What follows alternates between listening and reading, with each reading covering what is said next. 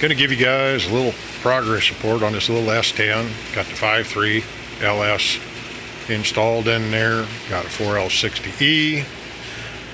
Bought some cheap eBay headers. Cheap eBay G-body motor mounts. Oh, them headers, they're supposed to fit an LS in a S10. Yeah, right. Anyhow, got a cheap intake on there for the carburetor. Used carburetor I had. Got a cheap oil pan down under there with the, the muscle car swap or whatever you want to call them. Got the accessory drive, power steering delete.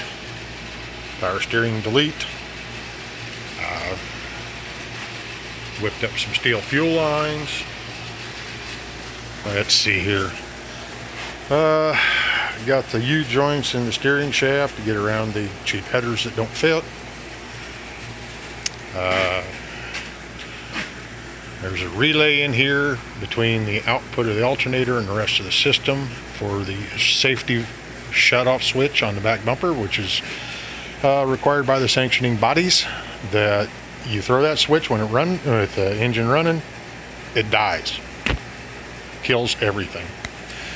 Okay, I showed you some time ago about rebuilding the front cab mounts, both sides there.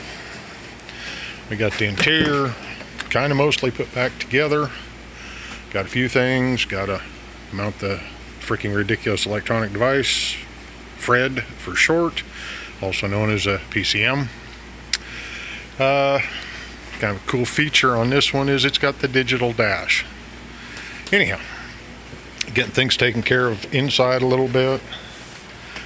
We put a fuel cell in the back.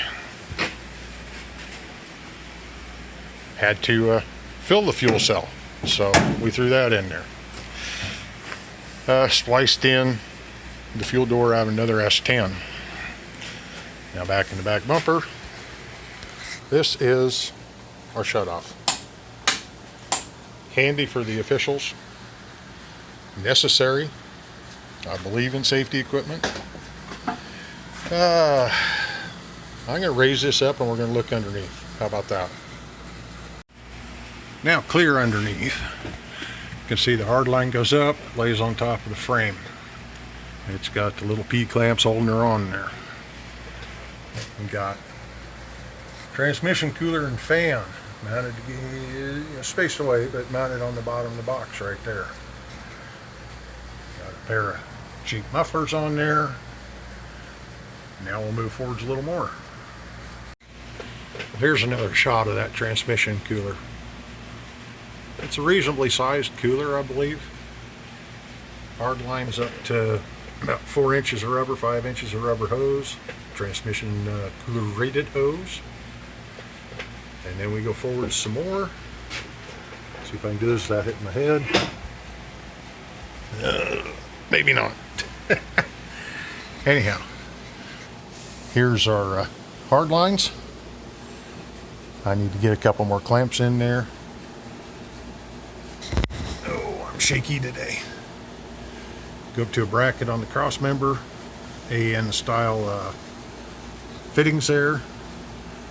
Got some approved hose running up to a bracket on the back of the transmission. Now I got 3 hoses there. Top one's fuel, the bottom 2 are transmission cooler. Runs right up there. And I'll show you what I got up at the transmission. Now up here at the transmission, I also have hard lines up against these bulkhead connectors on the bracket on the back of the transmission.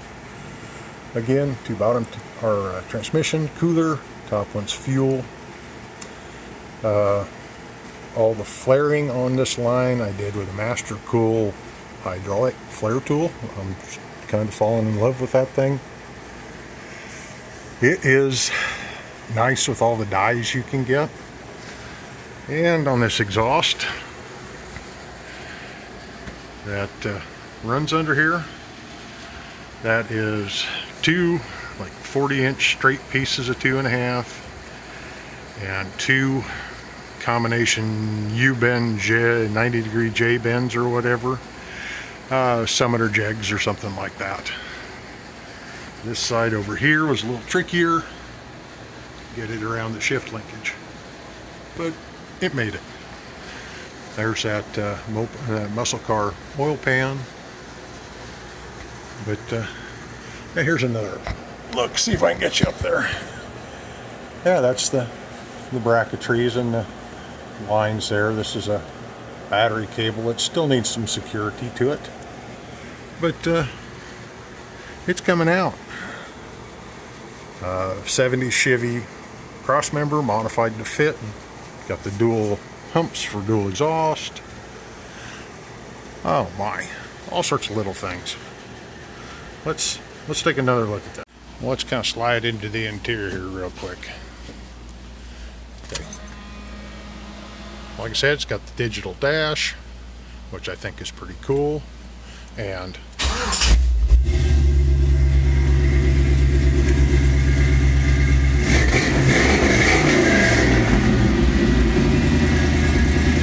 actually sounds pretty decent. And if safety is required, she shuts right off. But anyhow, did you hear the fuel pump and the fan cycle there? You know, just like a normal fuel injected. Turn the key on. And it cycles for 5 minutes or such. The fuel pump and the fan relay, both of those are controlled by the ECM's the ECM's fuel pump control circuitry. So I don't have to remember to turn things on and off. It's automatic. I like this. But yeah, we're getting somewheres. Oh yeah, we got the long wheel studs. They're going to stick out past the lug nuts. Safety sanctioning bodies say you got to do that. So it's a freshened up carburetor I had for who knows how long. Got TPS because I need that to run for the computer to run the transmission. Also got a map sensor laying in there. I think I need that. If I don't, I still have it. It's fine. Man, I don't know. Got all sorts of little things going on. Well, I think it starts good. It sounds good. I just need to get that computer tuned. That computer that's in there is as it was removed from a 2002 Chevy pickup. No tuning, no VATS delete, no nothing. Plugged it in after I did a bunch of wiring. But I just love this.